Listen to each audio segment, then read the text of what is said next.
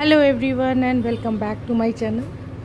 আজকে বানাবো ব্রেড দিয়ে একটা ডেজার্ট। এই ডেজার্টটা হচ্ছে ব্রেড মিল্ক কেক।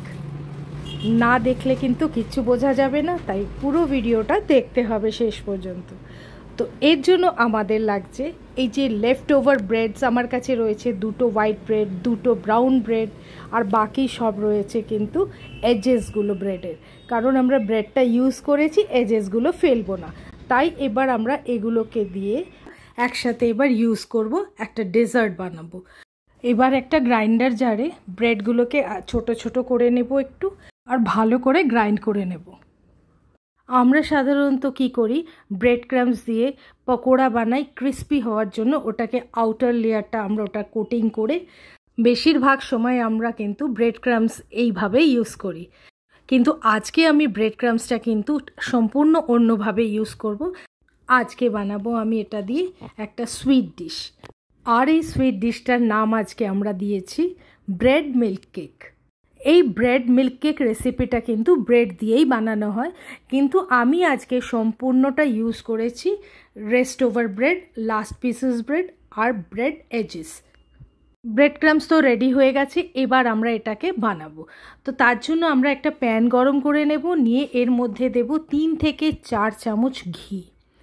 এটা আপনি বেশি কম নিজের পছন্দ মতো করতে পারেন, কিন্তু এটাই সাফিসিয়েন্ট। তার মধ্যে আমরা এবার দিয়ে দেব ব্রেড ক্রাম্বসগুলোকে। ব্রেড ক্রাম্বসগুলোকে আমরা খুব ভালো করে ফ্রাই করব। এটা কিন্তু খুব ধৈর্য ধরে একটু ফ্রাই করতে হবে। 5 থেকে 6 মিনিট আমার এটা ফ্রাই করতে লেগেছে। তো মিডিয়াম আঁচে আমরা এটাকে 5 থেকে 6 মিনিট আস্তে আস্তে ফ্রাই করে নেব। ভাজতে ভাজতে যখন এটার কালারটা আস্তে আস্তে লাইট ব্রাউন হতে শুরু করবে, তখনই কিন্তু আমরা এটাকে গ্যাস ফ্লেমটাকে অফ করে দেব, দিয়ে এবার গরম প্যানে কিছুক্ষণ এটাকে আমরা কিন্তু নাড়তে থাকবো। ঠিক এভাবে কালারটা অনেকটাই চেঞ্জ হয়ে গেছে, ব্রাউন কালার হয়ে এসছে। এবার আমরা এটাকে সুইচ অফ করে দেব, দিয়ে আমরা এটাকে এর মধ্যেই নাড়ব। খুব সাবধানে নাড়তে হবে যেন পুড়ে না যায়। এই জন্য হয়ে গেল আমাদের ব্রেড ক্রাম্বসটা ফ্রাই।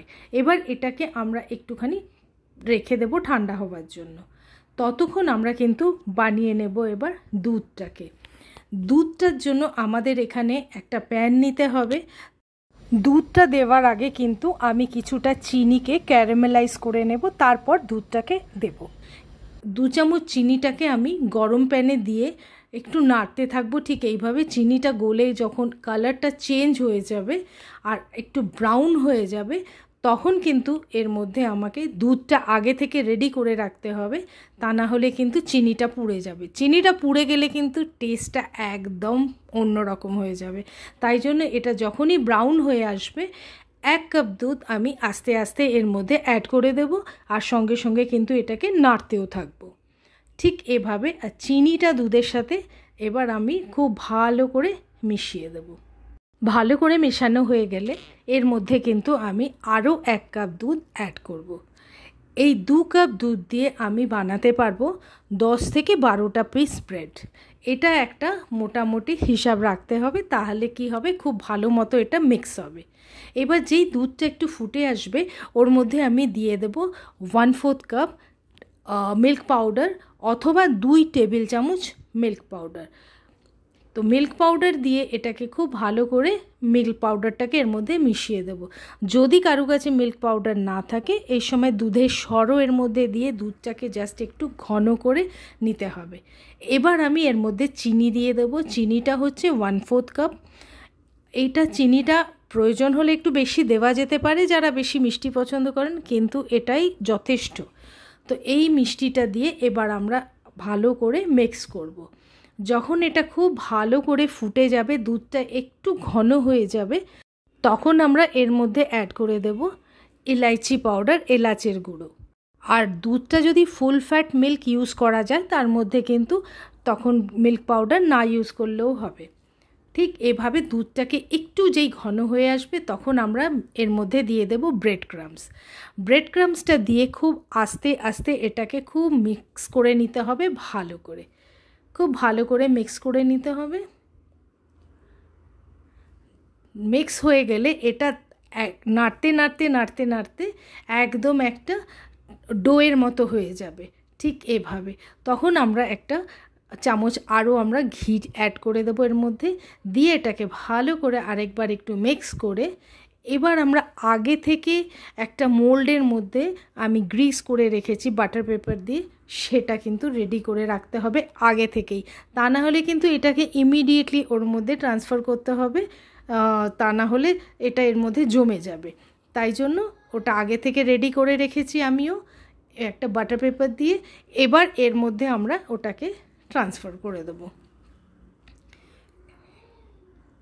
এইভাবে। এর মধ্যে দিয়ে আমরা এটাকে এবার আস্তে আস্তে করে একদম এভাবে এটার শেপটা এর মধ্যে দিয়ে দেব, এরকম প্রেস করে করে দিতে হবে এইভাবে। তো চটজলদি এটা বানানো যায়, দেখতে মনে হচ্ছে এরকম ভীষণই ইজি এবং খুব তাড়াতাড়ি বানানো যায়। এবার আমরা এটাকে সেট করে নেব এর মধ্যে, ঠিক এইভাবে। তারপর এটাকে আমরা কিন্তু 2 থেকে 3 ঘন্টা রেফ্রিজারেট করে নেব।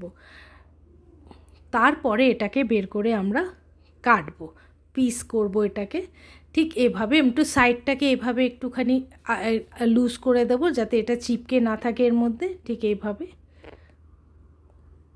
তারপর এটাকে আমরা ডিমোল্ড করে নেব। ব্রেড এজেস দিয়ে আর পুরনো ব্রেড দিয়ে যে এত ভালো একটা ডেজার্ট হয়, না বানালে কিন্তু বোঝাই যাবে না। রেসিপিটা ভালো লেগে থাকলে অবশ্যই লাইক করে কমেন্টটা শেয়ার করবেন, আর চ্যানেলে যে আজকে নতুন সাবস্ক্রাইব করে সঙ্গে থাকবেন, আর সাথে বেল আইকনটাকেও হিট করবেন নোটিফিকেশনটা সবার আগে পাওয়ার জন্য। দেখা হবে আবার আরেকটি নতুন ভিডিওতে নতুন রেসিপির সাথে। ভিডিওটি দেখার জন্য এবং এতক্ষণ সাথে থাকার জন্য অনেক অনেক ধন্যবাদ।